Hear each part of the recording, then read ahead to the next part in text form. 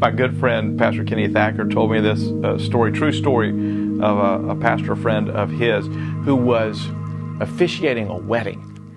And the couple wanted him to do something unique at the end of the service, at the recessional, after he introduced them. I introduce you, Mr. and Mrs.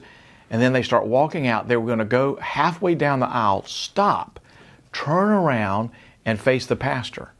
And he was to say to them, "Go, and the peace of the Lord be with you."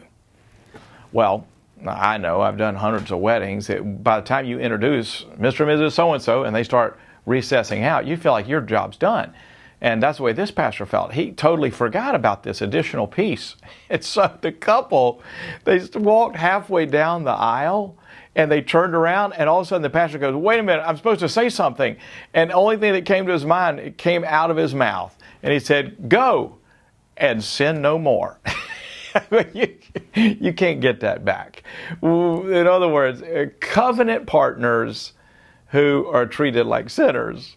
Well, today we're learning about a sinner who's treated like a covenant partner, Rahab. She was a harlot.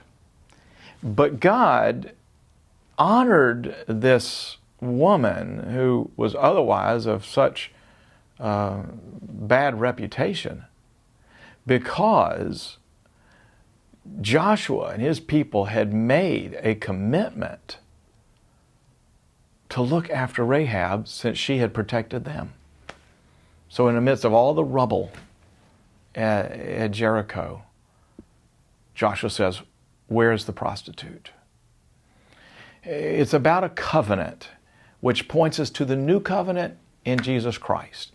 You can learn more about this in today's daily devotional, and better yet, get today's full radio broadcast. It's all free at sharingthelight.org.